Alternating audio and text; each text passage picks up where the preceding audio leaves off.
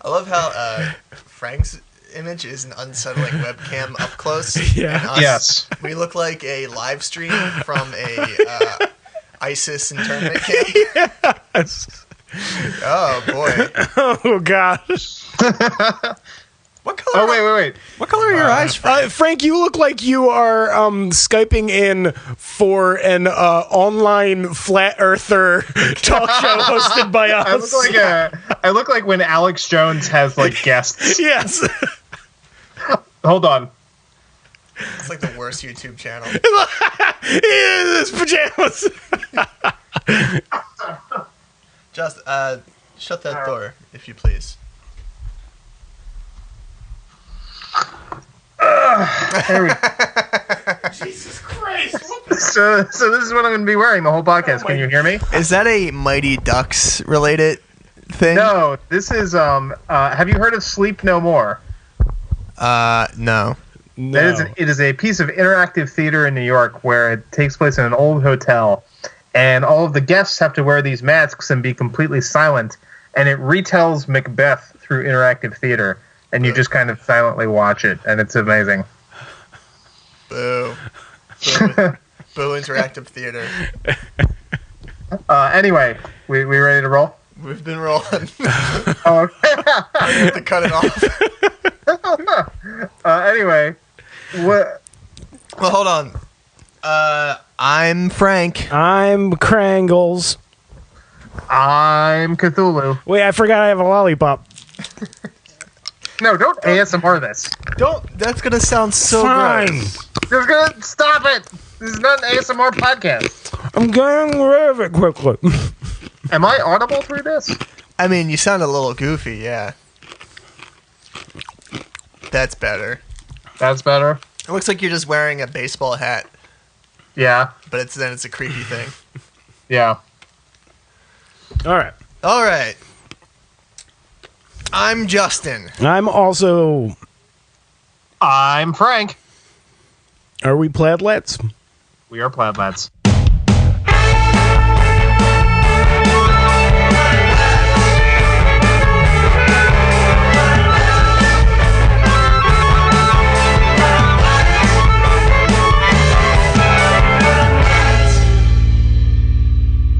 Question. Are we Yeah. not Plaid Lads? Yes, we are Devo. Devo. Haha! Welcome to the show, everyone. Welcome you and you and you and you. Wait, let me hold on. be accurate. And you and you and you. I think that's about 10. Hey, Plaid Nation. I think I may have successfully expanded the Plaid Nation by 1 or 2. Mm-hmm. So, at my local record store, there's a guy who's works there who's like a quintessential like Plaid Lad like visual archetype, like 10 for 10. And one day I was bringing him a Bob Mould CD, and he asked me if the current drummer for Bob Mould's band is on there, because he's a guy who he's on a lot of podcasts. He's on the best show. Best show, exactly. And I said, I actually bought the really terrible, I can now report terrible electronic Bob Mould record, Modulate. Yeah, that's a bad one. You told me about it, and I got intrigued because I was getting into magnetic fields at the time, and I thought, oh man, some more electronic turns. And it was when I heard about the Malkmus record, and I thought, punk rocker gone electronic. This will be really interesting. It's not great. Well, when was this? 90s. No, okay. Well, there we go. Yeah, was it 90s? Yeah. It was very 90s. Yeah. So anyway, I thought, I should tell him about the podcast. But then I lost my nerve. And then I went back another time, and I thought, I'm definitely going to do it this time. And he even started playing Brian Eno, Another Green World. And I thought, I have to do it. I have such a segue. And actually waited for him to be at the counter so I can go up and check out and talk to him. And I was like, oh, hey, cool Eno record, man. And he's like, thanks. And then I chickened out. So this last time when I was buying my Stephen Malkmus record, which I have another story for later, I finally said, I have to tell you about my podcast, and it felt as terrible as it sounds, as it is. Yeah. Excuse me, sir. May I tell you about my podcast? Hello, sir. We seem to be fellow nerds of the same extraction. Wouldst thou like to listen to my podcast?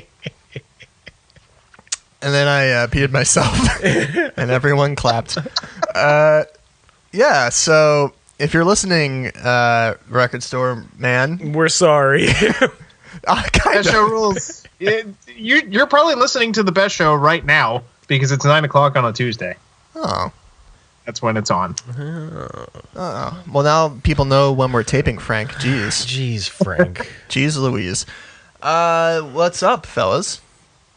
Nothing. Frank? I'm moving very soon. Yeah, you are. So I've been doing a lot of prep stuff that still feels like it has not amounted to anything. Whoa, digital interruption. You're doing a lot of prep stuff that what? Oh, that feels like it has not amounted to anything? Ah, yeah. And I've had this in my brain, melting it for the past, like a month, and now I'm subjecting you guys to it. Yes.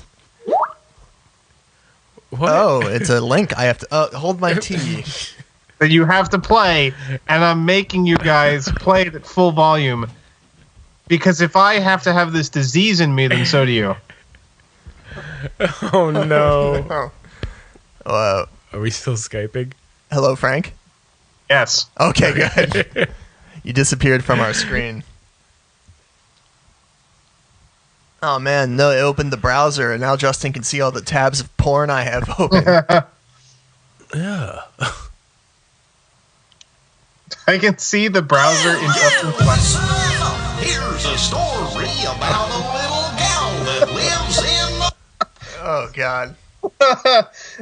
just blue, like her, inside and outside. Blue's her house with a blue little window and a blue Corvette, and everything is blue for her and herself and everybody around. That's such a bad impression. Nobody to No, that's the real guy. listen.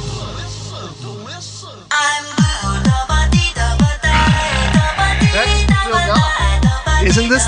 I think this is from the Bob Mould record I bought.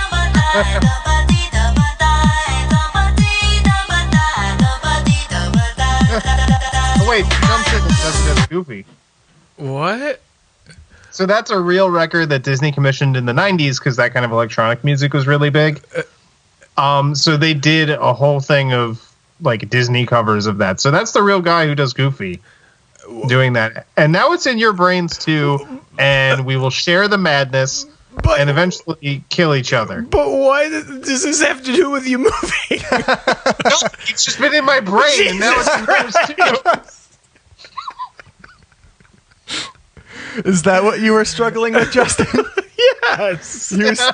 He was visibly I'm all puzzled. on board for the song. No, it has absolutely nothing to do with me moving. I just want that in your skulls forever now. Because when I'm on my deathbed, that's probably going to be the last thing I think about. I hope so. It probably is. I hope many years from now, and you're dying from a knife wound. Justin, I finally got a little too ornery. A little and too rowdy. and what is it? He stomps your cunt, and then Watch it bleed to death. He's wearing like an old-timey page boy cap, too, like a Bowery boy can stab you with. That's true. I always keep several dirigibles with me. Dirigibles? Sure. I quit my job. hey, Yay! At Glarns and Global. Yeah. I'm done. you're done. Are you... Wait, like, when's your last day? Is it now? Did it already happen? So the day that I quit was my last day, apparently, because then I checked the schedule and the new boss man changed my availability, even though I was available. So fuck you, Paul. We're naming names. Plow. I'm free, and I've never met the man. Are you serious? You've never met the new I guy? never met him. Wow. Let me tell you, the moment I decided I was going to quit was when, shout out to Lindsay. Yay! Lindsay looked him up on Facebook, and I saw his Facebook page. Uh-oh. And it was all like, he made like a fake award thing for like a great author, and like I'm in House Hufflepuff, and like and I saw what he was, which is a man who wanted to be an artist, who is now managing a Barnes and Gamble, and I was like, oh, I cannot let my life continue a second more, which in any way would lead me toward becoming this man that I've never met. This guy's gonna fucking hear it and kill himself. I don't work there anymore, and I never met him. That's crazy. I Tom, still, did you ever meet the guy? yeah. I still sporadically work there. Yeah. Are you gonna pull the trigger next, or are we? I don't know. I mean, all you crumb bums are out, so I can do whatever I want. That's true. Maybe it's like my weekly vacation from all of you. Because you're not there. Oh, Frank's got his creepy mask on again. Frank's wearing the goalie mask from the Mighty Ducks jersey. It actually looks more like Casey Jones Yeah, from Teenage Mutant Ninja Turtles. except With better cheekbones. That's true. Last played by Stephen Amell, who actually has better cheekbones than this mask, probably. accurate. Accurate. Accurate. Although first played live action by live. Whoa! And Potato Man. Frank, you just glitched out hardcore. Oh no. Am I back? You're back, but you sound a little bit like Cher in that one song, which is to say... Oh no. Which is to say, breathtaking. I will believe in life after love. Yeah, it's kind of doing it. Is your Wi-Fi all good? Let me Poor check. connection. Poor connection. Poor connection is the place for me. Come wander with me, love. How's it now? It sounds wonderful, Frank. If you like current events, yeah, we've got some stuff to relate about some clouds down in D.C. And I'm gone to be give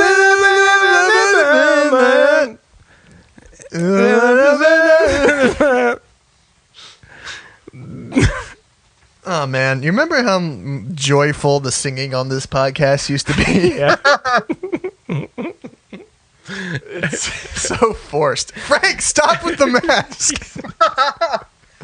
Frank is just like mugging into his webcam with this really jarring mask. Yeah. We made him stop. He's not going to terrorize us anymore. Yeah, the mask has been tossed. Somebody stop me! I'm smoking! Ace Ventura. Anyway, so two big politics things happened recently of note that I can think of. One was that Robert Mueller submitted his much-awaited report on supposed collusion between President Donald Trump and the Russian government, and it turned into nothing. Yeah, it was pretty anticlimactic. One of my favorite things, I'm not sure if it was the Hard Times or if it was The Onion had the headline, Robert Mueller mad at AG because he didn't read the thing he sent him. Yeah, I mean, so the Russia thing was always weird to me because, like, Donald Trump has committed many crimes. Yes. Both before and during this presidency. So there was this mass hysteria around the one crime that nobody could really prove that he committed and was probably too stupid to have committed. anyway. Do I believe that there was some interference from Russia? Yes. Do I believe he was like a chess grandmaster orchestrating it intentionally? Probably not. He's too stupid and too easily distracted to do so. And that's why an independent counsel and special prosecution couldn't really, move in for the kill. The only thing that I think would have affected is like those kind of swing votery type of people. You know what I mean? Yeah. As you said, like Wait. You mean idiots? Yeah, the stupidest people alive, swing voters. Exactly. Because, like, as you said, he has done and continues to do terrible, terrible, illegal things. Yeah. Yeah. Yeah. It's giving Trump too much credit, and in another way, it's giving Putin and the Putin regime too much credit. They wanted to fuck with shit, but this wasn't any kind of Manchurian Candidate kind of maneuver. No, and even if it was, I kind of don't care. Yeah, what difference does it make? I still want him out. Yeah. Yeah, it's not like it's this really put together insidious actor in this. No, this is a shit bomb walking around and shaking everybody's hands. He's just shitting himself constantly and spraying his diarrhea all through his diaper and everywhere else. Yes. He's not a genius. No. He probably got a little bit of help from Russia at some point in his life and career, and maybe a little bit during the election. But then he immediately forgot about it because his brain is pudding. Yeah. And went on to commit many more crimes that people should have prosecuted. However, there's been this hysteria on the sort of center left about the Russia stuff. It's kind of become their Pizzagate QAnon. It's their conspiracy theory. And I think the reason why it happened that way was because it would let them off the hook. Because if you can find a legal solution to Donald Trump, then it gets you off the hook from forming a political solution. Yes. To the problem, from organizing and getting votes and running good candidates. I think that's what I was trying to say, but you put it in words that meant things, and I didn't. Yeah. That's what I meant. And it was also just entertainment to them. You didn't have to interact with it. You could just watch it on TV, and then suddenly the Mueller report would come in, and Donald Trump would get arrested, and everybody would have fun. And that was never going to happen. Yeah. And they kept wanting it to happen because that would be the thing that would happen in a movie. But that doesn't happen in real life. No. Not to mention just the general fetishization of Robert Mueller, especially on Reddit. There's a Mueller subreddit where half of it is just shirtless pics of him from Nam. I have been known to say that I like to imagine him as a Quincy-esque figure. You originally were a Columbo-esque. Yes. And one more thing. Just one more thing. He kind of does look like that, though. Yeah. He was going to stick his head back in through the door like Walter Matthau at the end of Pelham 1, 2, 3.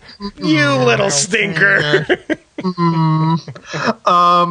And thing number 2 is former senator from Insert Bank here and former Vice President Joe Biden is kind of involved in a small political scandal right now because he hasn't even announced his candidacy yet.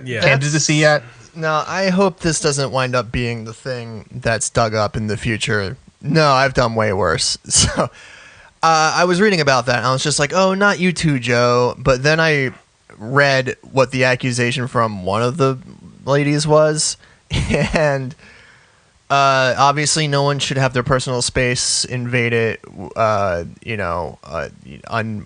involuntarily. But apparently he put both his hands on either side of her face, pulled her in, and rubbed their noses. And involuntarily, as I read this, I cackled hysterically. Yeah. He's like, that is a gross thing to do, and I think he is a gross old man. Yeah. But there is this weird, septuagenarian horniness to it. That's how people in the 50s got horny, and he just forgot that, those feelings evolved or whatever. Before any of these came up, like, you would just watch him and he would be doing stuff like this. And women would look uncomfortable because they should, because he's a gross creep. It's very uncomfortable, and especially because, well, I mean, there's some not great stuff about the man. Oh, there's lots of it. Yeah. And I don't. He for many reasons, he should not run for president. Yeah. Yeah. Yeah, I mean, this wasn't really a secret. It's just that somebody finally kind of called him on it. But I mean, I hate it. I would not be happy if he had done that to me. But the fact that was his Me Too thing. Mm-hmm. Well, his real Me Too thing is that he suppressed the witnesses against Clarence Thomas in 1989. Yeah. And he had the unmitigated gall recently to say, "Oh, I wish I had done more for Anita Hill." You motherfucker. Yeah. So you dirt-eating scumbag. Let's move on. Let's move on. Anyway, what's something fun in the news? What's something fun? This is our cognitive biases coming in. Right? The look of panic on Frank's face. Like anything fun. Are there any fun movies coming out or anything? Like anything like we could get happy about. I know this is not really something you care about, Justin, but it's catching the world, our little world, by storm. A little Bryce Harper hysteria going on. Oh yeah, people are real psyched about that. The Phillies signed an expensive baseball man. Sports. And he's playing well, and they keep winning, and everybody's real happy about it. Yeah, except for the Washington Nationals, the team that he came from. They were in D.C. tonight for a game, and he got booed mercilessly at the National Stadium. They were wearing modified Bryce Harper jerseys that said, like, Bryce Farter. Case closed. Get in the back. I mean, at least it didn't say anything like actually horrible or like, offensive. Bryce Farter's pretty good. I'm for it. Well, that's what's been going on in the world. Yes, those three things. Here's what's happening in your neck of the woods. Lads. Huh? I hear a song. What?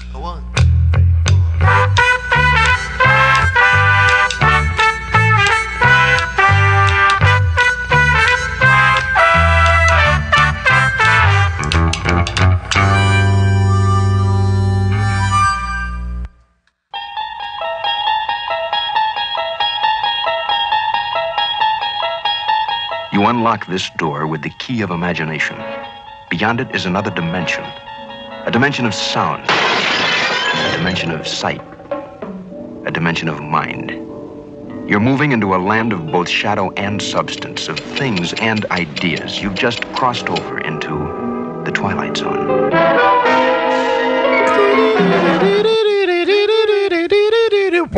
not the song.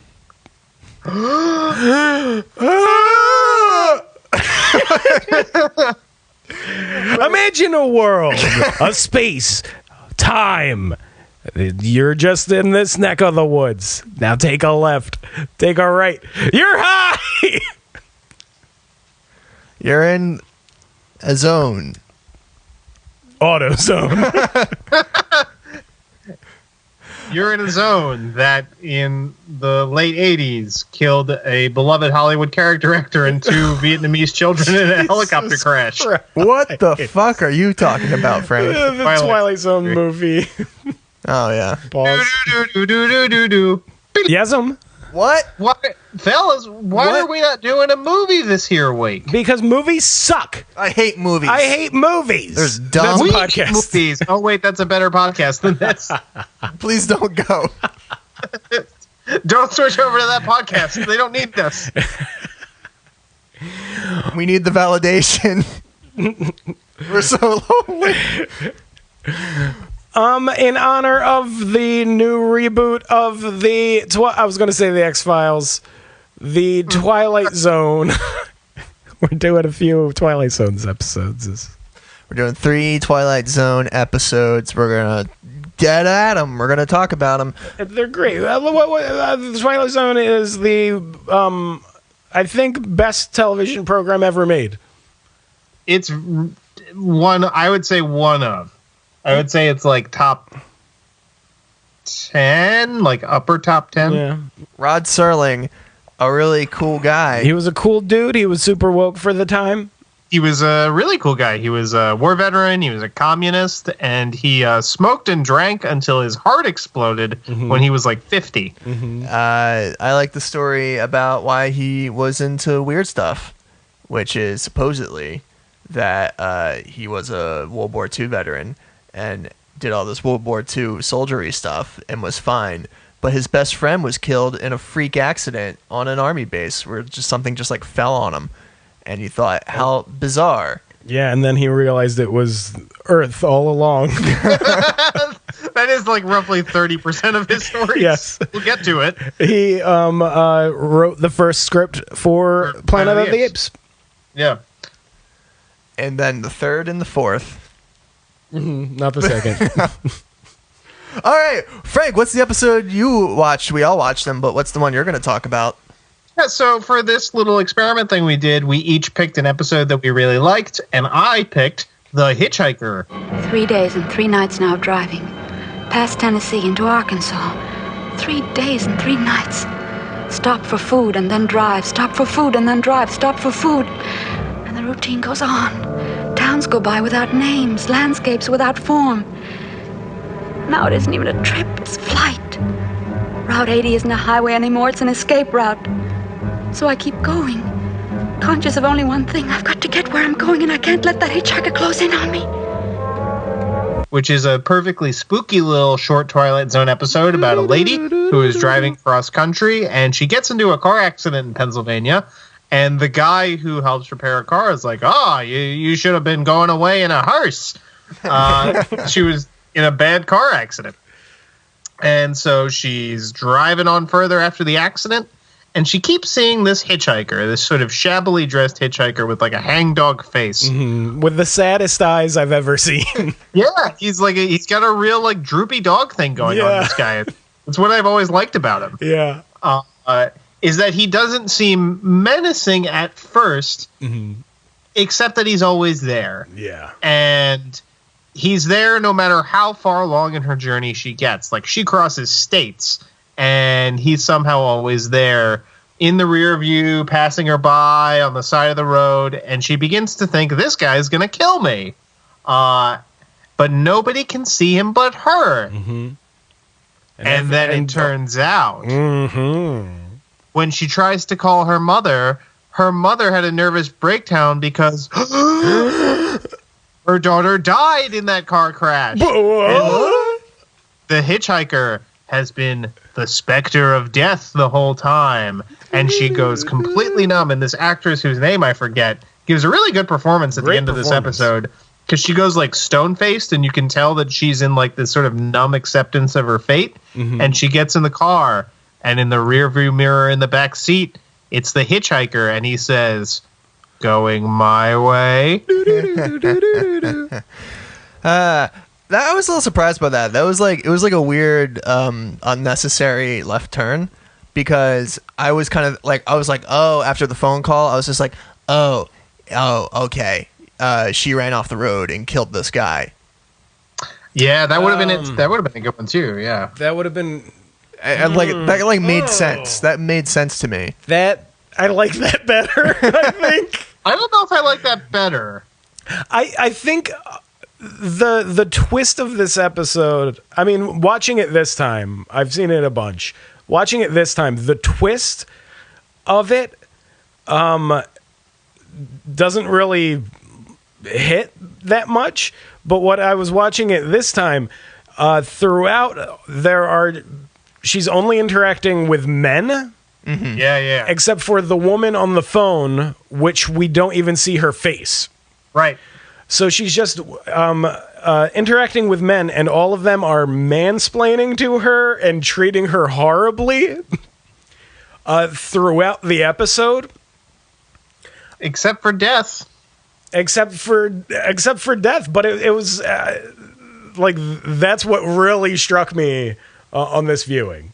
Yeah, I mean, it was this the sailor that she runs out of gas in this little town, and the shopkeep is a real dick to her. Doesn't believe her story, tells her just to fend for herself. Then the sailor comes out of nowhere. He's trying to get back to the shore, and he wakes up the shopkeep to get gasoline. And he starts like putting the moves on her, but then she starts talking about her issue with the hitchhiker and the insanity and the terror, and scares him off. And she kind of turns the table on him. His really kind of threatening presence, like, if she wasn't already dead, I would be more worried about her with this sailor guy in the car. It kind of, if you've ever seen the Roman Polanski film Repulsion, which stars Catherine Deneuve from the 60s, the subtitle to Repulsion should basically be "All Men Are Scum," because every man in the movie treats the main character like utter shit and like assaults her constantly. So she just starts murdering them. Nice. Which is probably what should have happened in this movie.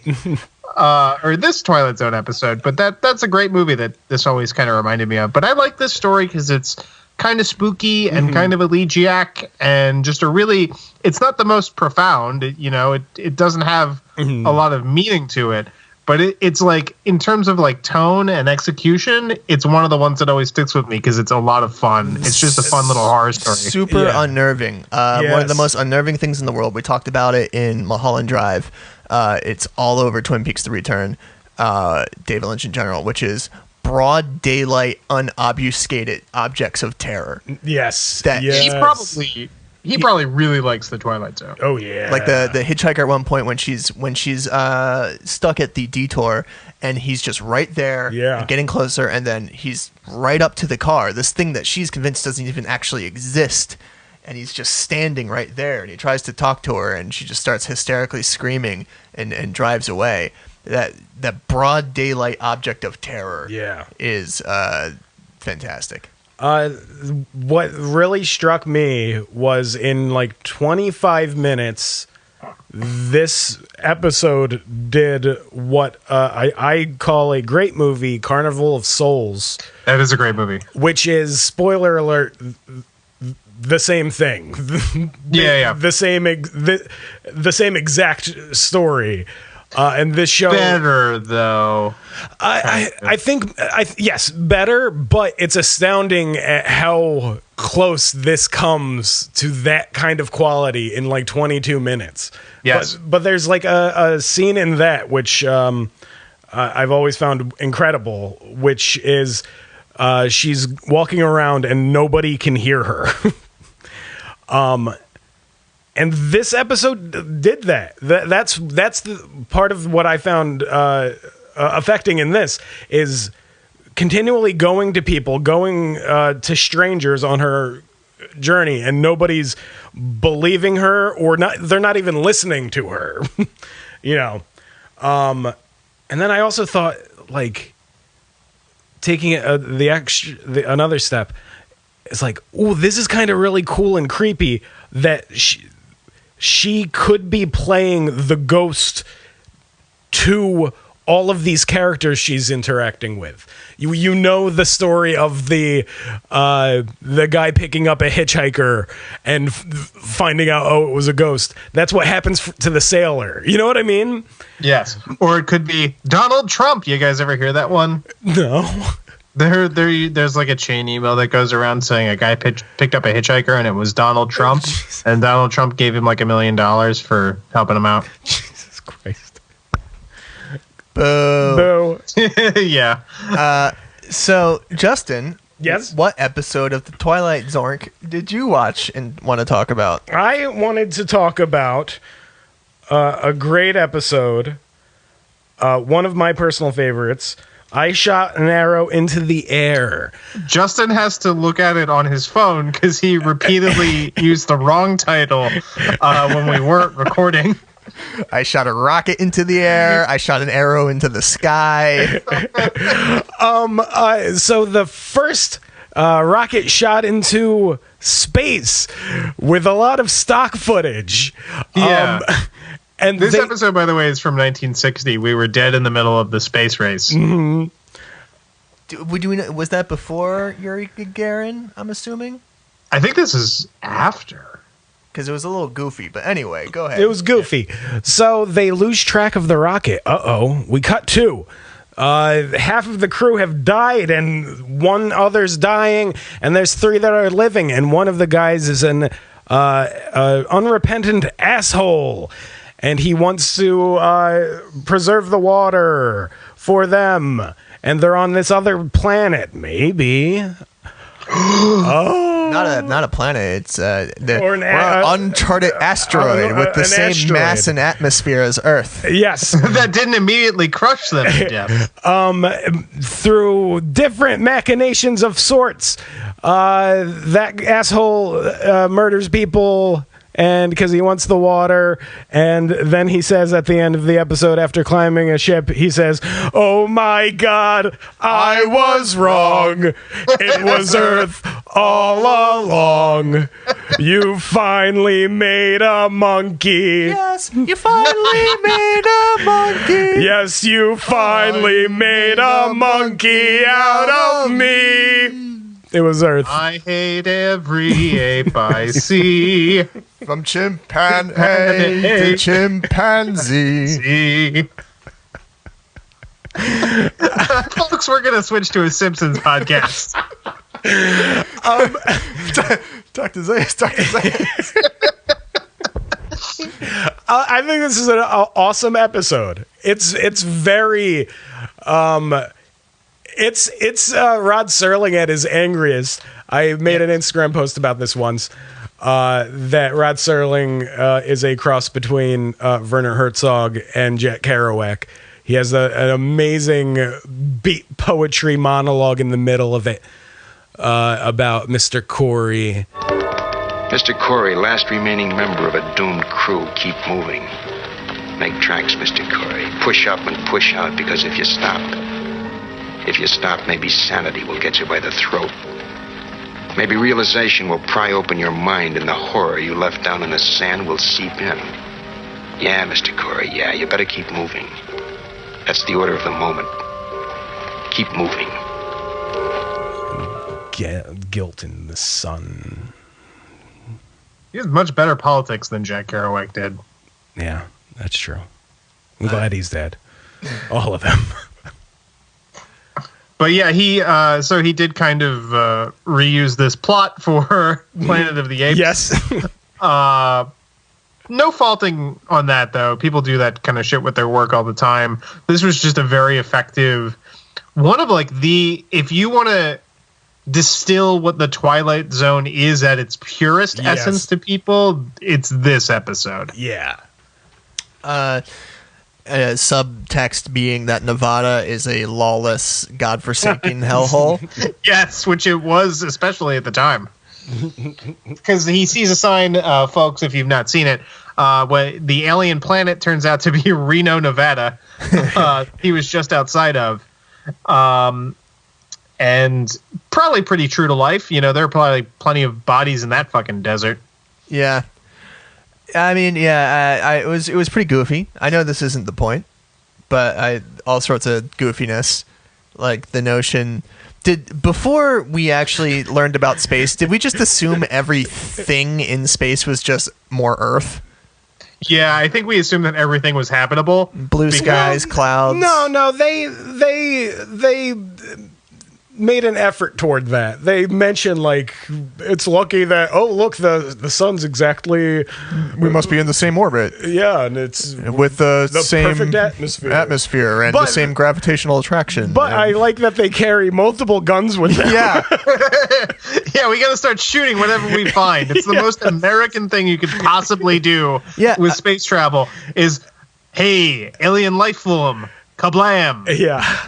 Yeah, let me explore this asteroid with this fucking British Sten gun for some fucking reason. Now, the episode didn't It honestly didn't have to be they were going into space. It could have been they were on an airplane that goes down in the wilderness. Yeah. They set up the stakes. It took 4.5 years to build that rocket. It'll take 4.5 more to come get us. Kaboom. I'm just doing my Simpsons Charles Bronson impression now. Hey, Bally. What's the line I wrote for you to do in that accent? You know, no, damn it. I wouldn't have to have killed you if you were already dead. Kaboom. Ma, can I have some cookies? No dice. Oh, man. I used to have an excellent Charles Bronson. You used to have an excellent Charles Bronson from The Simpsons. From The Simpsons, yes. Those are two distinct impressions. Yeah. Hey, Bally. That was basically it. Tom. Yeah. What episode did you do? I'm Floyd Bernie. I'm a Rockabilly boy. I'm Floyd Bernie, a Rockabilly boy. Don't you understand? Man, they don't want me. They want somebody else. I don't even sing that kind of song. I'm with the big beat. Wait, listen, I'll show you. This is my stuff. Here, listen. My baby's like a honey tree, sweet as can be. Now, she don't go with other cats. She only digs me. Floyd Bernie. I love this episode. I love this episode so much. Did we all have this episode on deck as one that we picked? Like, oh, yeah. Because, like, I just, when Justin asked what episode do you want to do, off the top of my head, first one was this one. Yeah. I think we all kind of love it. So this is Come Wander With Me, which is a Rockabilly singer, Floyd Bernie, with the big beat. He goes to... You're not doing it with enough of a Chris Farley cadence. Yeah, he does. And down by the river. Yes. Played by Bing Crosby's son. Branson Crosby. Mm-hmm. I could look it up. I'm not gonna. Well, I have it right here. Anyway, so he's a rock and roll singer, and he hears of this place in the middle of nowhere where there's this music guy who's got a treasure trove of old public domain folk songs, and he's looking for that next big hit. So it's Gary Crosby. Boring. Anyway, so he goes out there and he finds this barn with this mysterious old man, and the room is filled with these antique musical instruments.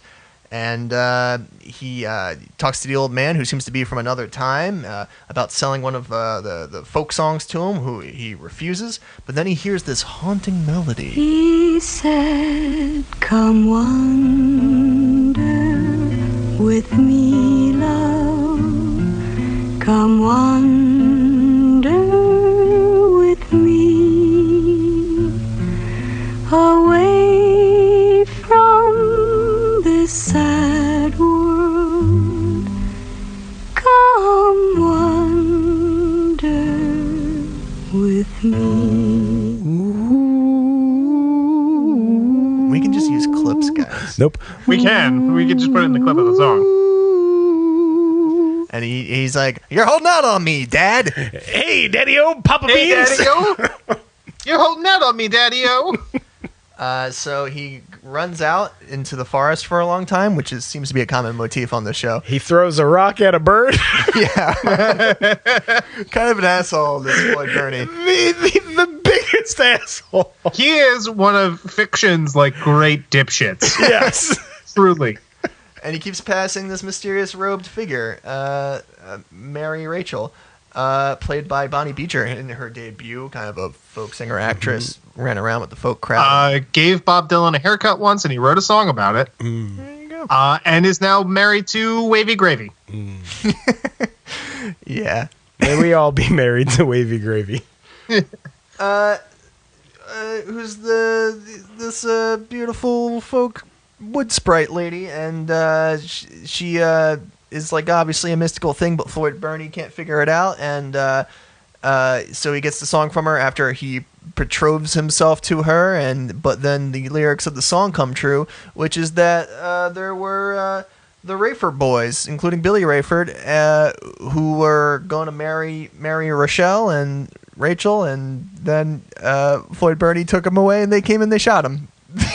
Well, not before Floyd Bernie Kills the shit out of kills Billy. a man with one strong Captain Kirk. A Kirk hammer punch. Where are you going, old man? Right in the dome. And then a long backing away sequence. That's a dark It's one of my favorite things in the world. We'll put it in. This episode rules. So I have to do this as a guitar nerd guy, which is that Floyd Burney just turned up without a case when they were brand new at the time with just a absurdly expensive, even back then, Gibson ES295, just like out and about that they airbrushed his name onto, and he just like plops it on the counter. And well, he's Floyd Burney. Floyd Burney, he can buy 1 million of those. He's got the dough, daddy-o. And then the room with all the old antique instruments, and then he smashes. I don't know. It was a small little slice of stuff. It's always risky when in a piece of art is an active part of the plot. It's always risky because like it's supposed to be good. This is a great fucking song. The song is amazing. The song's amazing, and it works so well. It was once covered by a band called British Sea Power for their soundtrack to an excellent documentary from the 30s called Man of Erin, and it works really beautifully in there. It's a hell of a song, man. And we're just gonna put clips in so you can listen to it. Yeah. And I apologize, and I'll cut this out if I need to, but to get super fucking guitar nerdy. So it was very recognizably that Gibson guitar, but I noticed that they did something which happens all the time in media if you look for it, which is they put a black piece of tape over the name on the headstock, which is the company name, the maker's mark. And I thought, how strange that they were doing that even back then. But then I remembered that Twilight Zone was produced by CBS, who had just bought the Fender Musical Instruments Company, and they didn't want to put their competition on the television. I did not know that. Fascinating to me and me alone. To tens of record store employees all over the world.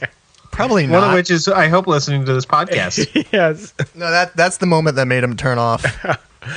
I think this episode, I think we all love it for its supreme goofiness. Yeah. In the terms of, though I think it's a great performance because the character is supposed to be this complete asshole. Dipshit asshole who is just bumbles dick first in everything. Yeah, and he's great. But I think it's also a fascinating, kind of a little complex episode. It's a man stumbling into a murder ballad. Which, this was their folk music episode when folk music was huge. And was really hidden. Yeah. And it's kind of like a scathing indictment of phonies coming in and taking these old songs. And it's repeated by the lady character that,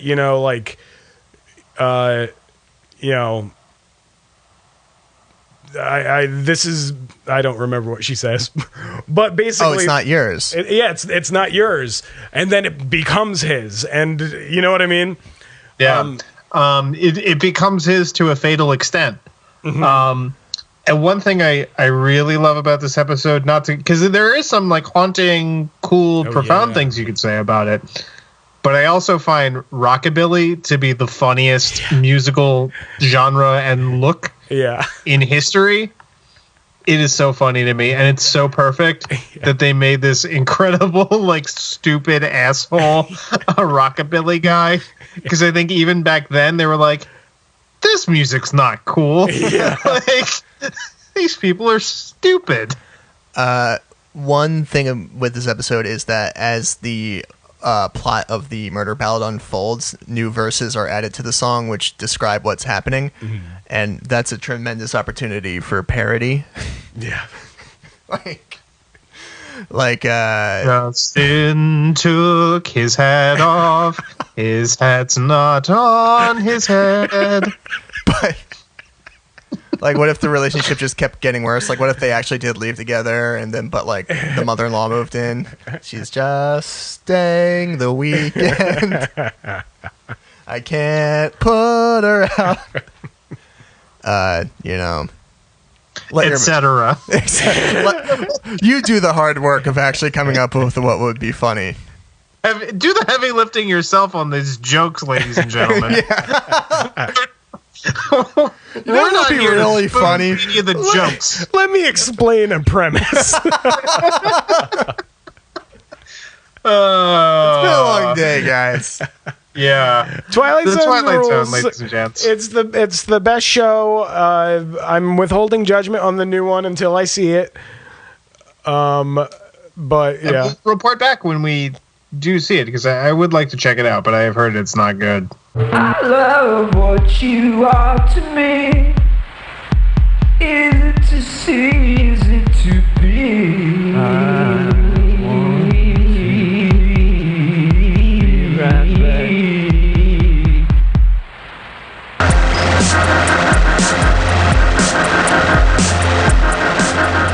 This week on the pod, Plaid Lads.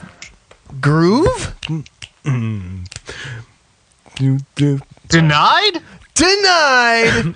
Groove denied. That's right. We're talking about the brand spanking new album by Stephen Malkmus. No Jix. Just Stephen Malkmus on this one. that's what I had a question about, because I bought it on iTunes and it says Stephen Malkmus and the Jigs, but then the cover doesn't have that. So Spotify just says Stephen Malkmus. Yeah. iTunes is weird with its like representation of artists and song titles sometimes. Yeah. So I bought this record at the aforementioned record store Anecdote, and I bought it on vinyl because I like Stephen Malkmus that much, and I have it over here, and it's cool. It's on clear vinyl, but my turntables are broken, both of them, plural. My one broke, and then I dug out another one, and it also is broken, so I can't listen to it on that. But it came with a download card, so I was like, "Ah, sweet." The main reason I wanted to do this anyway.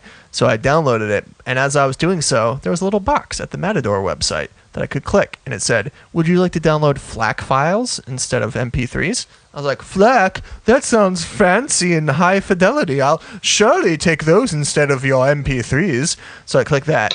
Here's the thing. FLAC files can't be read by iTunes or any Macintosh software. So I've been listening. No, you have to use a converter. So I've been listening to it on Spotify. Yeah. So FLAC files were like a hot thing when I was in college for bands to release like vinyl copies digitally, and it sounds like they're still doing that. But then come to find out, you literally can't listen to those on Apple software, which is how pretty much everybody listens to music on their computer nowadays.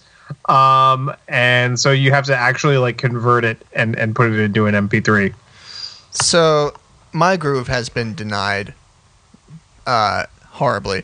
So this record, kind of a weird record. So during the Wig Out at Jagbags period, Stephen Malkmus had moved to Berlin, Germany, partially in support of the career of his wife, whose name I do not know, who is a fine artist and sculptor.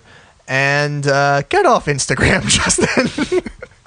Jesus Christ. Instagram, Justin, stop jacking off to Instagram thoughts. I mean, Subo's apparently in Hawaii now. Happy Hawaii, Subo. and Natalia. Happy honeymoon. Jesus. That's Anyway, the word. So Stephen Malkmus, influenced by the krautrock electronica scene in Berlin, came back to Oregon and made this record, which has a heavy it's a bedroom record, quintessentially. So he plays all the instruments himself, including the drums and bass, for which he normally has a jick do it. But then there's also just like straight That up. kind of sounds like a slur. It does. Yeah. Well, no, it's a combination of jerk and dick. It's a known thing. And then it's just synth and drum machines for a lot of the tracks. it's kind of cool because he made a record kind of the way that me and Justin and a lot of musicians of our current times make records, which we don't have full bands. We don't go in the studios. We make bedroom records. Anyway, so that was kind of cool. But then the record label Matador were like, no, this is too weird. We need you to make us more money than this. So record a regular Jix record. So they shelved it. They denied his groove. But he made Sparkle Hard, which is pretty good. It's okay. I like it. I like it. It's I can kind of tell that his heart wasn't in it. Yeah. Listening to this. Yeah, I like We Got a Jagbags more of the Jix latter period stuff. But yeah, it's okay. Listening to Groove Denied has made me like Sparkle Hard less.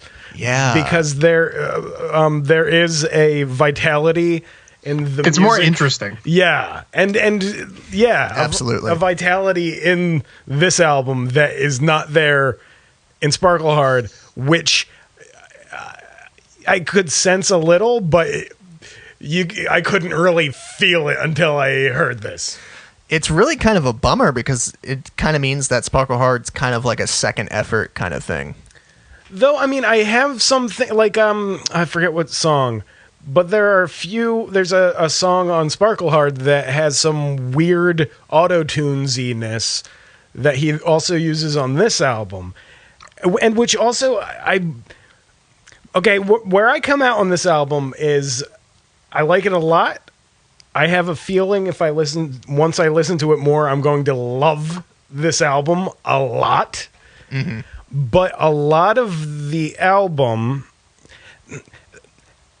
the hype, not the hype, but the hype / mystery / the fastness of the rumors to this coming out put a weird thing in my head about what this was supposed to be. I was thinking, and what I feel was sold to me was, here's Stephen Malkmus's shelved electronica album. Yeah, no, he made this record, and I think I don't know, I'm kind of wondering how good of a label Matador really is, especially to like their like flagship artist who like more or less keep leaving. Yeah, well, I mean, Malkmus hasn't left, and Pavement Summer Babe was their first single ever, so you kind of wonder what they're thinking about. But anyway, so yeah, no, he kept kind of like alluding to this record, and I think he was pretty unhappy that it was shelved, and he would talk about it in interviews. In one of the promotional videos for Sparkle Hard, when he does an acoustic set, he has a laptop and he jams a few songs intermittently that we now know are tracks from Groove Denied, and even the name of the record, Groove Denied, the album art, it being a record that is bound up with duct tape with a big X across the front of like caution tape. But we kind of thought it was going to be, it's kind of like cut in half. You know what I mean? Yes. There are very normal Malkmus-y tracks. And some that are great. Some of his best ever. Yeah, I mean, like, Come Get Me has been owning my soul. Somebody come get me. I'm all alone here. I can't see any reason to wallow in this decanter stowed away. In the long term, we will shade. Love in the sunburn, we will change. Won't you come get me? Yeah, and it's weird because it's like it's preceded by this deliberately alienating electronic stuff that he's doing.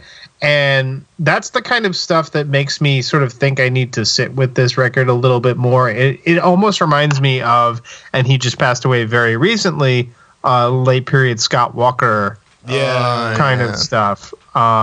Yes. Like the Drift and Bish Bosh and the latter half of his career. And I always feel like I have to sit with those albums a lot and listen to them quite a few times to really get into a proper appreciation of what they're doing. And I kind of felt that way with this album because my current standing is that I respect it a lot. And I'm not sure if I'm converted totally over to liking it a lot yet. Like it's not. It doesn't have that thing that like tugs that little string in my heart that drills into my brain that makes me want to listen to it, constantly, the way that I do with a lot of Stephen Malkmus stuff and a lot of Pavement stuff. But I think I can get there. I just need to like sit in this album's space. I share your kind of skepticism about future acceptance because this record is so cut in half. Yeah, the second half of the album I immediately loved. Yes, because it's a Stephen Malkmus album, more or less. Yeah, and the first half I like. I honestly, I have to live with it more, but I kind of think maybe sequencing of the tracks, if they blended it a little more. But he probably did that deliberately. So I kind of wonder if I'm ever really going to fully take in like what is this, Belziger Faceplant or and there's you mentioned the vitality. There's vitality throughout the whole record. He played all the instruments himself, and it almost seems like there are things on this record that there are facsimiles of, shadows of, on both Wig Out and Sparkle Hard, because I kind of think that this album predates both. Yeah. Because if he was just back from Berlin, that was before Wig Out. Yeah, absolutely. And that's how like often like songwriting and stuff will work. You'll be working on something for years while you're completing other stuff. For instance, like the bass in A Bit Wilder.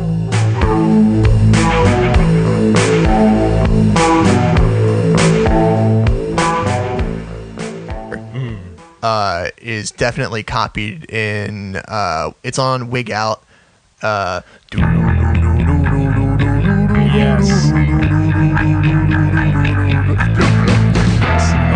it in there. And there's a put it in the clip. It has a lot of the spirit, and frankly, sometimes I think that Malkmus, like Scott Walker, has a vitality as an artist that is kind of historically in his career, a little rough, a little experimental, but just everything he's been a part of has been a little bit like mindfully, deliberately loose in a constructive way.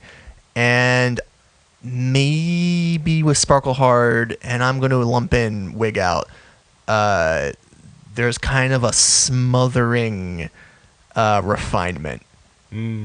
And obviously the Jicks could make all of these songs happen live, but I don't know. It's just when I compare it, especially to Sparkle Hard, this is the Malkmus record that I needed. Yeah, like I'll say, like obviously some of the more electronic stuff you couldn't really see the Jicks performing. The second half of the album is just his music. It's the Jicks could perform it, but allowing himself to do it all himself. This, I think, my favorite song on the album, "Grown Nothing," has a like lounginess and a soulfulness that I think is unique to having a drum machine. If you get what I mean. Where will you go? I cannot imagine you outside of your frequency. Babe, you'd be a dying tree. How will we know? Everybody's watering, everybody's drying out. I'd like to imagine out. Yeah, I see what you're driving at. It's almost like, it reminds me of like the beat that would come off like one of those old Farfisa or Wurlitzer kind of organs, and it was meant just I'm imagining a swanky lounge in a third-rate hotel. Yeah, and it's the song that, out of the songy songs, I could see him only being able to write it using these tools that he used to do it. You know what I mean? Like rushing the acid fret. That's just like a fun, groovy Pavement song. Yeah. Come Get Me. Mm-hmm. It has so simple, and this is 3 for 3 now with Middle America, Laureate, and now Come Find Me, where it just sort of utter simplicity and a very similar musical hook, really short songs, and just inexplicable emotional impact. Yeah. That song, I don't know about you guys, but that song is so sad. Yeah. It's so melancholy. For me, I think it might be... For me, the thing it evoked in my Rorschach test is it's the spirit sense of online dating. Won't somebody come find me? I don't belong here. I see no reason to wallow in this decanter. We could be special. Nobody's looking. No one cares. It's sort of the feeling of modern loneliness, maybe. I think I said earlier that it's going to take me some more listening, and I'm going to love it. But I think that's what it is that I haven't. It takes me like the 6th listen to hear the lyrics. I'm kind of the same way with lyrics, unless they really, really stick out. Mm-hmm. Like that, I don't make connections with lyrics necessarily always right away. Yeah, though the lyrics are the thing that stick with me the most and that I love the most about music. Yeah. But this, me and Tom were talking about this. This feels very Face the Truth, and all of it. It feels very pre. What's the album that we love? Mirror Traffic. Mirror Traffic. It feels very Mirror Traffic, pre-Mirror Traffic, which is exciting. It feels youthful and as opposed to these what I like to think immaculate pop songs.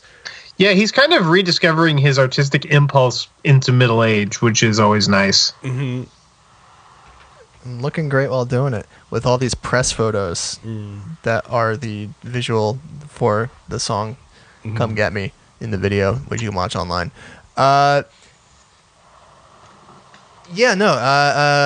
the Truth was a basement record that he recorded at home, and this is, I think, quintessentially a bedroom record. Yeah. In the very modern sense of what that means. Like even that little snippet you played reminded me heavily of. I'm sure there's a million more accurate comparisons, but it kind of reminded me of Sneaks. Yeah, bit wilder. Yeah. Another kind of minimalist bedroom artist. Which did I say this? I don't think I did. The songs that I love are on the second half, and those are the most Malkmus-y songs, and those are the ones that disappoint me. I wanted him to go off in this weird new direction. It made me kind of sad for him that this album was the one that he was denied. And so much of the second half is, to me, quintessential Stephen Malkmus. It could have gone on any of his records. And I was excited for I think it's him to be doing weird, different stuff. I think it's Victor Borgia. I think is the best example of this, where he that song is all synth, all sequencer, really cool groove that he sets up, but then it's a very melodic Stephen Malkmus song. I think he can't escape himself. Fancy for paper Nancy. Conversation, peace negotiation. Yeah. I think he is what he is. He's just damned to be a handsome hit machine. And somebody who's really good at writing pop songs. And that's kind of what made me sad for him, because I kind of felt the a sympathy, an empathy for him, because I think we can all understand the idea of getting really super hyped about a thing you're working on, right? And you think, oh, this is so cool and different. And then you show it to someone and they say, oh yeah, that's cool. Yeah, it's kind of like this thing. Oh, it kind of sounds like the other thing you did. Yeah. And it's like, oh, I feel, and maybe this is definitely completely inaccurate. I feel deflated for him. I'm thankful to God that we have this melodic genius of Stephen Malkmus and get this record that has some great fucking shit on it. But I feel sad for him that, he can't escape that. I think he might want to try to punch some meat like Scott Walker. Yeah. Or do like go full Metal Machine music and just record setting up 2 speakers. Yeah. I mean, he's touring this one solo, and you hoped he would just be ensconced in wires and blinking lights. Yeah. But it seems like he's probably going to have like a laptop and a guitar. Now, if the hype around it was, here's a Stephen Malkmus solo album, then I know exactly what this was going to be. And, it's just, I don't know. I still have to wrap my head around it. I think I might grow to love this album. I might too. I really have to spend more time with it. Yeah. I already love it. I listened to it first time drunk, and my inner spirit recognized its sustenance, and I wrote a really gushing Instagram post that I later deleted. But I mean, mark of a true baller. Yeah, or a teenager. I should get a Finsta for that kind of shit. But I mean, it's fantastic. Groove approved. Groove approved. I give it 7 bananas. I give it 3 Terror Twilights. I give it Wowie zowie. I love Wowie Zowie. It's a great record. Better than this one. Yeah. Well, I'm probably, but I legitimately have a feeling like if I give it more time, I don't know, because some of that shit on the end of it is great. Debtor of base human stock. No one would ever have me. No leverage. What could I do but sail across the ocean for revenge? I know you thought about me more often than I thought of you. So, watching these 3 episodes, I think it is fully decided that Frank, you are the Hitch-Hiker. Tom, you're the water murder guy from the space episode. And I'm Floyd Birdie, the Rockabilly boy. Wait, hang on. You know it's true. Just admit it. Why? Look at your sad hangdog eyes. You did an impression of it. That's very compelling. Oh, man. And you don't have a car. Oh, I do. I just I'm not bringing it to Philadelphia because fuck that parking in South Philly. Why am I the murderous? Because you have black hair and you've murdered a man. I've got black hair. Outside of Reno, Nevada. Fine, you're the 3rd dead body in a line. Nah, I'd rather be Corey. Okay, pause again. Oh god, what was his character's name? Probably like Usmami. No, he has that great monologue where he learns to fly. Yeah. I can fly now, Cora. Yeah, empty yourself like wind. I'm going to suck the wind out of you and make you die. Avatar: The Last Airbender. It was cool. It was cool as shit. Yeah, Tom. Whoa. When you finish your broccoli. I have a. I think different enough. I don't know. I don't think you can compare Avatar: them The in Last that way. Airbender is better. Because Last Airbender is one. Wait a second. Who's that over there? Is it Dr. Frasier Crane? I don't think it is. Wait, whoa, what? Who? Wait a second, my dad's calling. Hello? Yeah. Are those the Blues? No, I'm recording a podcast. No, that. Okay. I think. Okay. No, that's not his dad. Frasier? Dr. Frasier Crane!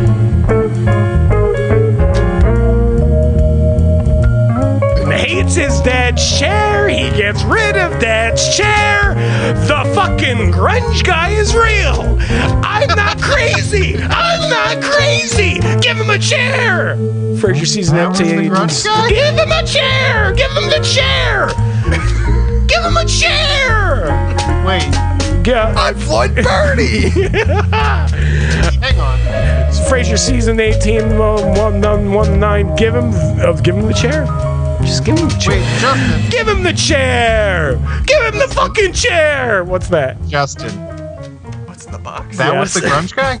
No, it's the grunge guy. That's the grunge guy. Oh, whoa. Come on, Dr. Crane, make way. All right, now just be careful now, Leo. You watch the furniture and the walls. Excuse me, but I happen to be a professional. I take a lot of pride in my work, and I never... how'd that get there? Hey, look, at least I didn't lose my license this time, right? All right. Quickly. I'm sure Beavis will start to wonder where you are. You asked me when I was doing my rewatch, did you get to the grunge guy yet? Yeah. And this was the grunge guy? Yes, because it's so kind of out of place, terrible. It's really bad. He's fucking Poochie. Yes. Like, they're clearly setting him up to be a recurring character, and then they just... Yeah, exactly. They just have a title card at the end of this episode. What was his name? Lyle dies on his way back to his home planet. A wizard did it. It's a really... Damn it, Frank. No, this is a great episode. We're not gonna do Simpsons. This is the best episode we've seen so far. This is the most Frasier-y episode we've seen so far. I love it. There's so much great stuff going on. It's got the best final image. Yeah. Frasier coquettishly blowing kisses to the middle school production of 10 Little Indians audience with a fake mustache receiving a bouquet. Wonderful. All right, so Frasier gets rid of his dad's chair, and they bring in this expensive new chair, and we get to see everybody make a fake orgasm face. I never knew a chair could be this satisfying. I never knew that anything could. I want it. Right, Niles. I'm sure it would fit right in with all of Maris's 18th century antiques. Well, then I'll just rent it an apartment and visit it on the side. Oh, Mommy. Hello. Oh, this is enough to make me give up my search for a meaningful relationship. Oh, quick, Dad, get out. Oh, all right. Just like a man. Now you've had your fun, you don't care where I am. That's disgusting. I enjoy all of the orgasms. They One are by funny. one. They are set up. I enjoyed the blouse stuffing. Oh, God. Yeah. Blouse stuffing gag. That was a good one. That was because what makes that gag less creepy than the other ones is that it becomes clear when Frasier walks in on it that Daphne and Niles are on the same page. Yes.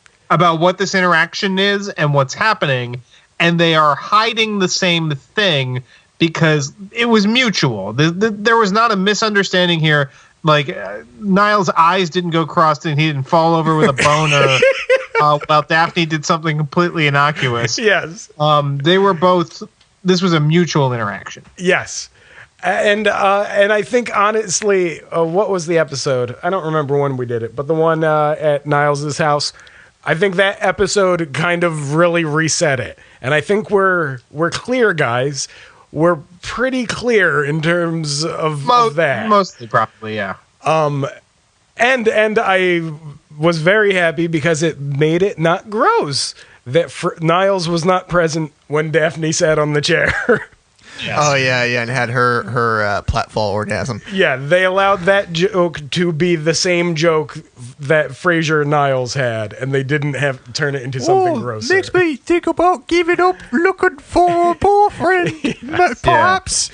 And then when Martin sits down in the orgasm chair, the orgasmatron. The British accent is slowly becoming probably offensive to people who are not British, and it's approaching some sort of ethnicity that we should not be making fun of. Whatever do you mean, Francis? Well, if nobody's taking this, I could put it in my room. Jesus Christ. Oops, got my hand in the cookie tin. Justin, can we have a coup on this podcast and overthrow Tom? What? I am not a dictator. I'm sending you both to Frasier jail. I will happily be in Frasier, Siberia, because I get to wear those like thick suit coats. Jesus.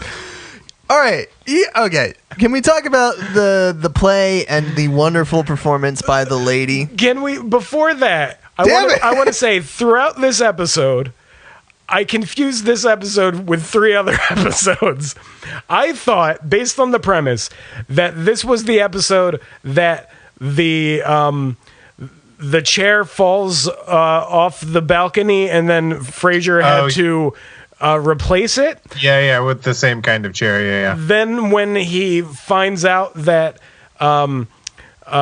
somebody has the chair, I thought this was the episode where he goes to the crazy superfan's house, and in my mind this crazy superfan took his father's chair as memorabilia, but that was actually the episode where he lost the tape and had to get the tape from the guy. Yep. So I was very delighted when it turned out that it was the Frasier's in a child's play. By the way, cameo by none other than Brittany Murphy. Not a cameo at that point in her career. That was she was just in it. Yeah. As one of the teenagers in the production. Great performance by the teacher lady. Yes. Whose name we should probably look up. IMDb's. And then I just, during this discussion, mistook this episode for the one where there's the Cheers play with Diane. Diane, and are there any other episodes of things that this reminds you of? Well, did you watch the episode, Justin? John Carroll Lynch. No. John Carroll Lynch was in that episode you're thinking of, Justin. He plays the Frasier character. Yes. Which then that makes me think of all of the Frasier, the Cheers episodes on here. So I will rule with an iron fist, and we will talk about John Mahoney's speech that he gets all misty-eyed. I tell you what kind of chair I want. I want the chair that I saw on the moon landing and had my first BJ. All right, I'll tell you what chair I want. I want the chair I was sitting in when I watched Neil Armstrong take his first step on the moon, and when the U.S. hockey team beat the Russians in the '80 Olympics. I want the chair I was sitting in the night you called me to tell me I had a grandson. I want the chair I was in all those nights when your mother used to wake me up with a kiss after I'd fallen asleep in front of the television. You know, I still fall asleep in it. And every once in a while, when I wake up, I still expect your mother to be there ready to lead me off to bed. Oh, never mind. It's only a chair. Usually all for a Martin Crane putting Frasier in his place emotional speech. I wasn't buying this one. See, this is the only one I thought worked. No, I was like, go fuck yourself. What? Get over it, old man. I, who have previously said I want to push this old man down the stairs, was brought to tears by this speech that is somehow unmoving Justin. It didn't work on me. Not this time. It was a little awkwardly placed in the episode. Yeah. Like it came right on the heels of a Daphne gag. Okay, guys. Whatever.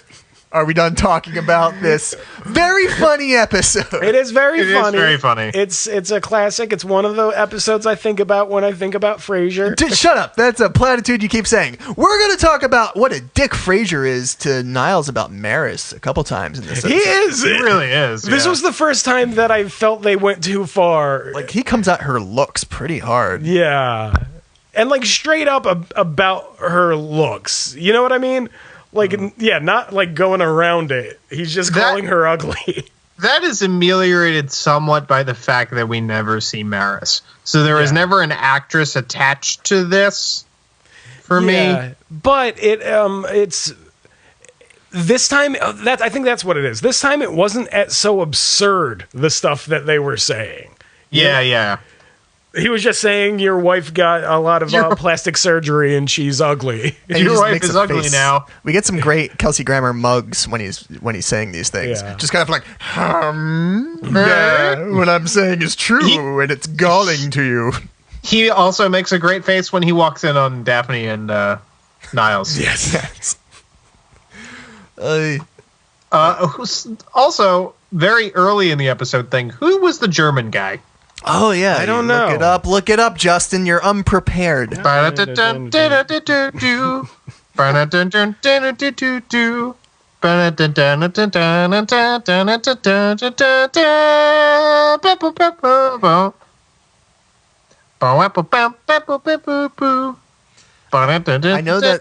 that's its own song, but it also feels like a Simpsons reference.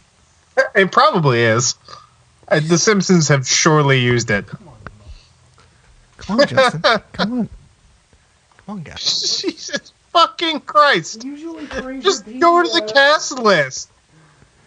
Usually Frasier Beatty works wonders. Just go to the cast list on IMDb. The pod is over. We've all gone We'll all home. stop recording.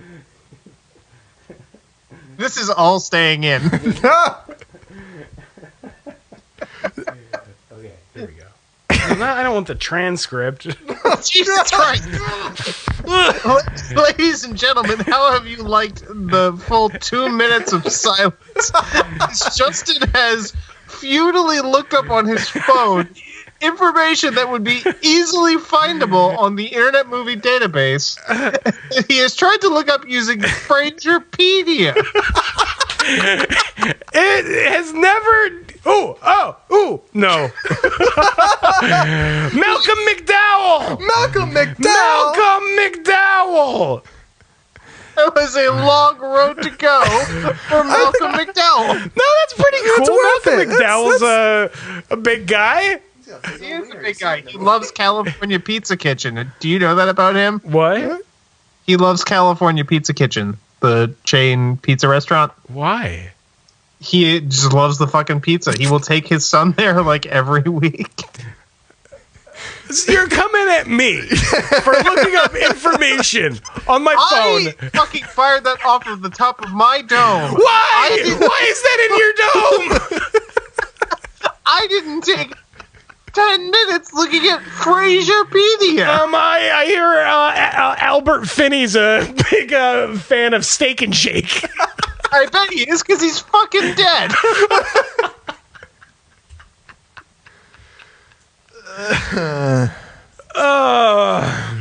Whoa. Oh man, Frasier, everybody. Frasier. It's time for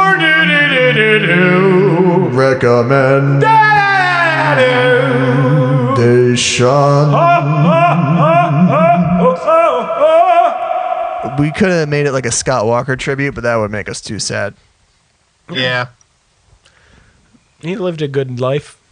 He did. He lived a long time. He had a long career. A lot of good music in there. It's true. And a lot of meat punching. A lot of meat punching. Recommendation time.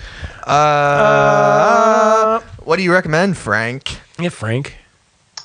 So they recently released the trailer for the Deadwood movie on HBO, and it has spurred an interest in me to do a full Deadwood rewatch because Deadwood has long been in the pantheon of shows that I love, like top tier shows that I love. And it wasn't until this rewatch that I think it solidly places itself in the upper echelons of television history. It is a show, if you've not seen it, it lasted for 3 seasons on HBO. It takes place in the titular town of Deadwood, South Dakota, before it is annexed by the United States government, and includes a bevy of historical characters, including Wild Bill Hickok, Seth Bullock, Al Swearingen, and Calamity Jane. And it features an excellent lead performance from Ian McShane as Al Swearingen. And it is so much about the ways in which civilization had sort of come up from nothing, surround themselves around a particular symbol or idea, in this case gold, and the ability to make money, and the inherent greed that comes with that, and what it does to people's souls, kind of, and the sort of sorrows and indignities and comedy even of what it means to live in that kind of situation. It's an incredible show filled with amazing performances and the best dialogue in TV history. Deadwood. I haven't watched that, kind of because I didn't like the idea of watching a canceled show, but I'm going to watch it now that I know. Yeah, they're finishing it in some they're finishing sense. it. I would like to recommend also a television show, The Haunting of Hill House, the Netflix that was good. original. It's really great. It's interesting as a fan of Shirley Jackson because it is kind of a remix. So, yeah, I have heard that the book exists in the show. Is that true? No. The book does not exist. Shirley Jackson exists in the show. Okay. Somebody's reading the lottery. But The Haunting of no, The Haunting of Hill House exists as a book written by a character in the show. I see. But it is, and so a lot of the plot points and stuff from the novel that they put in feel kind of just shoved into a different thing. But it is a great exploration of suicide and how it affects families. Now, when I say that, keep in mind it's in the context of a show about spooky shit happening as well. But it handles the subject matter very well. It handles recovering drug addiction and estranged families. It's got a few of my favorite things: estranged families, recovering drug addicts, and spooky shit.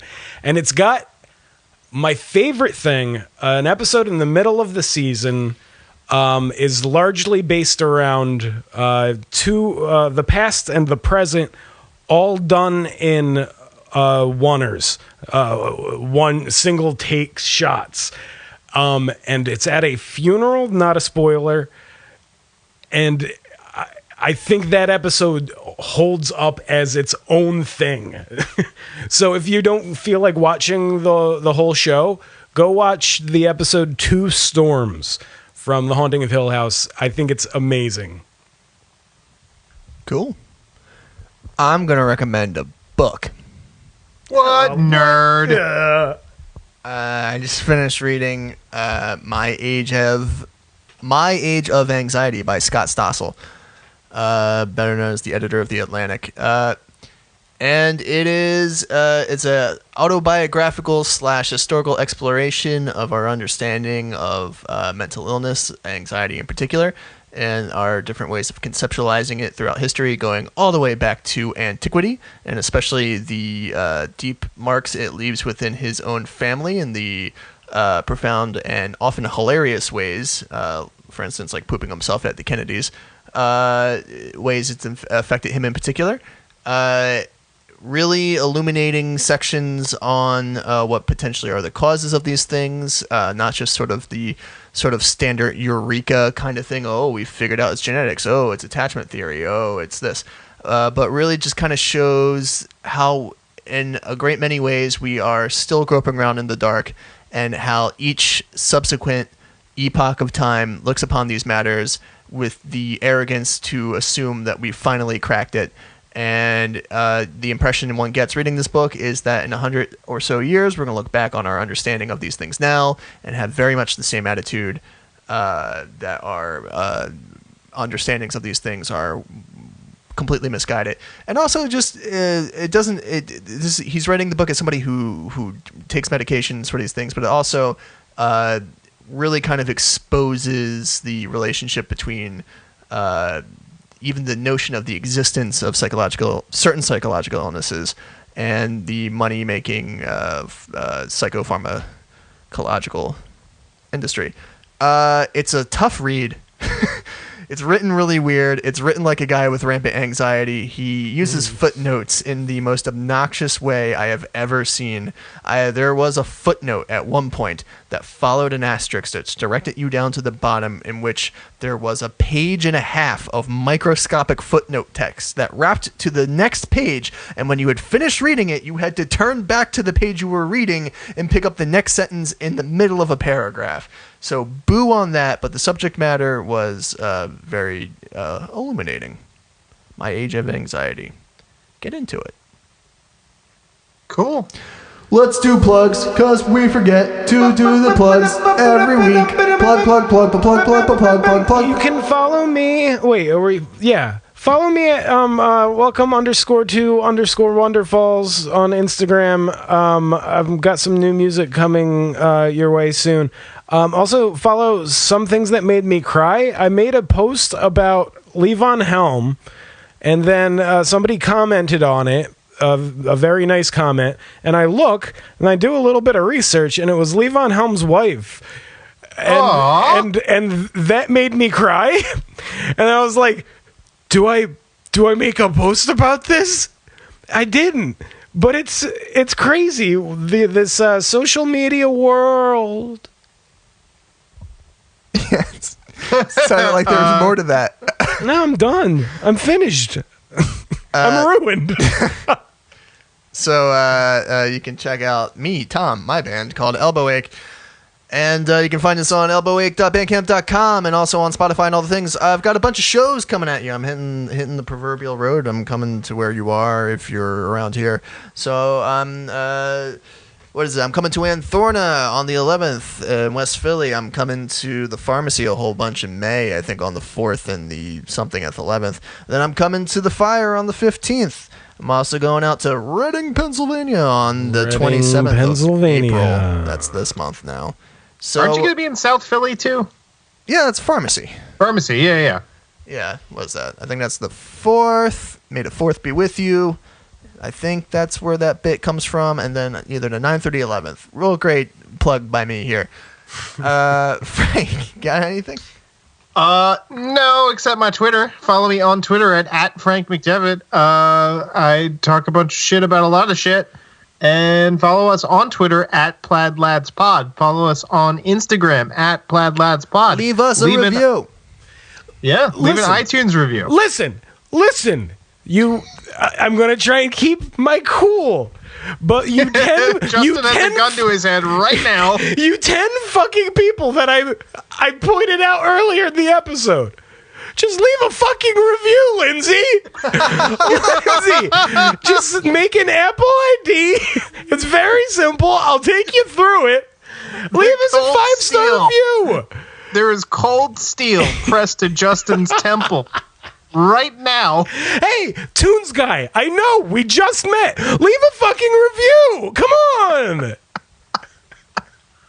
5 stars, please. 5 stars and a comment. That's all we ask. And subscribe. We'll let you be a guest on the show. Like, share, and subscribe. Slam that like button. Okay. Let's get those hearts going. Christopher, my dear oldest brother, leave a fucking review. We have 8 reviews up there. 7 of them are mine. One of them's Frank's. I haven't even left a review. Jesus. Tom! You know what a pain in the ass it is to fucking have an Apple ID if you don't already? Do you know how much of a pain of an ass it is to create 7 Apple IDs?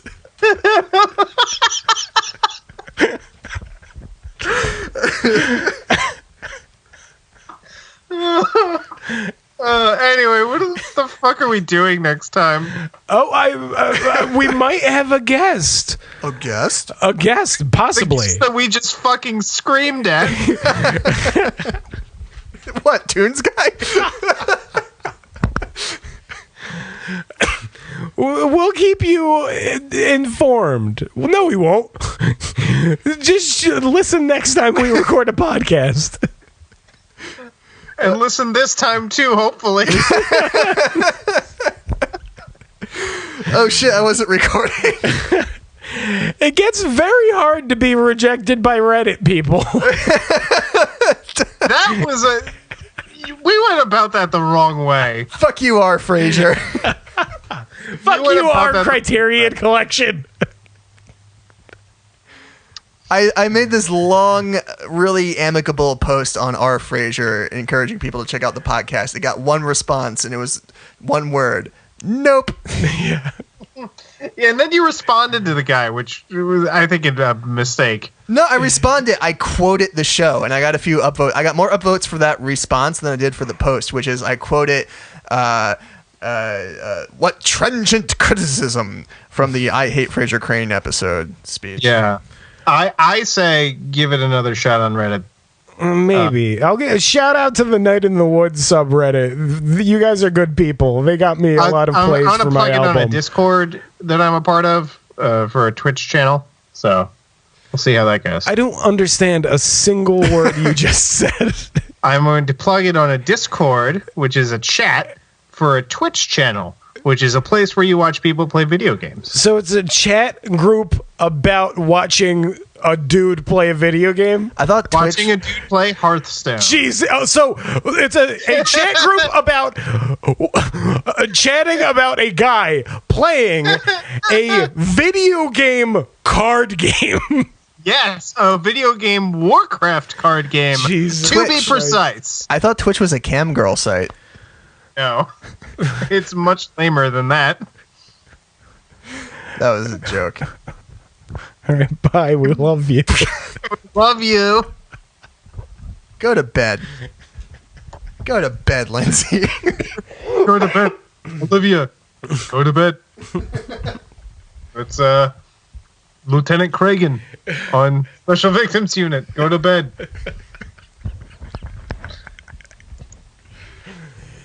I'm ending this.